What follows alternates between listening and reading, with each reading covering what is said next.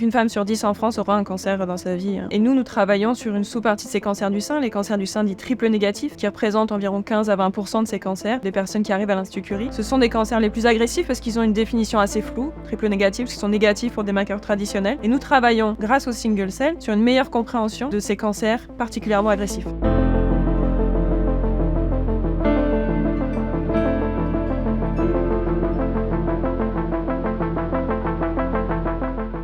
Je m'appelle Céline Vallot, je dirige actuellement une équipe de recherche à l'Institut Curie où nous travaillons sur les mécanismes de résistance à la chimiothérapie dans le cancer du sein. Initialement, j'ai été formée en tant qu'ingénieure en physique, chimie, et puis je me suis dirigée vers la recherche en santé pour mieux comprendre les maladies type le cancer, mais aussi mieux comprendre les mécanismes de développement humain très précoces. L'Institut Curie est un des centres phares en France et en Europe pour la lutte contre le cancer. Le single cell, donc ça fait une dizaine d'années que les laboratoires à travers le monde essayent d'attraper ces cellules individuelles et de les caractériser. Ça fait à peu près 5 années, un peu plus, que la physique est entrée en jeu et permet, en collaboration avec les biologistes, de proposer des systèmes de gouttelettes à haut débit qui nous permettent de mesurer les paramètres des cellules à très haut débit et sur de très grandes quantités d'échantillons. Et aujourd'hui, on est entré dans une ère où il va falloir mesurer sur une cellule plusieurs types de paramètres. Pas seulement l'ARN, donc l'expression des gènes, pas seulement l'ADN, mais tous ces niveaux d'information moléculaire. Et c'est clairement dans cette phase qu'on entre aujourd'hui. L'Institut Curie prend sa pleine place en étant vraiment un leader sur les approches en single cell en Europe. C'est une ambition d'aller pouvoir comprendre les tissus complexes comme les cancers à l'échelle de la cellule individuelle. C'est-à-dire qu'au lieu de faire des mesures en moyenne sur un tissu, on va aller cellule par cellule, que ce soit les cellules tumorales, les cellules du micro-environnement, comprendre ce cancer et comprendre son évolution au cours du temps. Et pour cela, l'Institut Curie se dote de moyens sur une plateforme qui va pouvoir avoir tous les équipements nécessaires, mais aussi tous les individus nécessaires pour mettre en œuvre ce projet et proposer aux équipes de recherche des moyens d'analyser ces tumeurs en cellules uniques. L'objectif aujourd'hui, il est purement de recherche à l'état actuel. Notre ambition, évidemment, sur les années à venir, c'est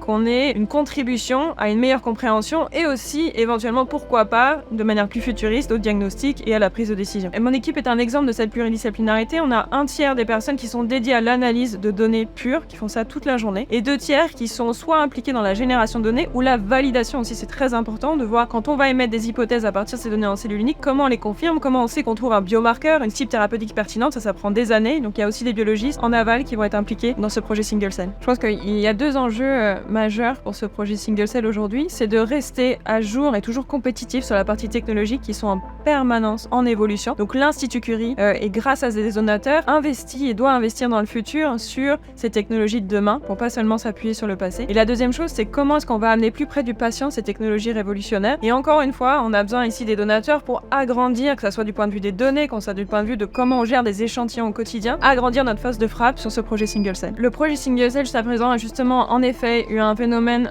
auto-entretenu extrêmement vertueux où la construction du départ nous a permis d'attirer des talents qui eux-mêmes nous ont permis de recruter d'autres financements et c'est vrai qu'on est vraiment dans cette dynamique positive et qu'on espère qu'il va ne faire que grandir et pour vraiment se rapprocher du soin et encore plus près de la clinique.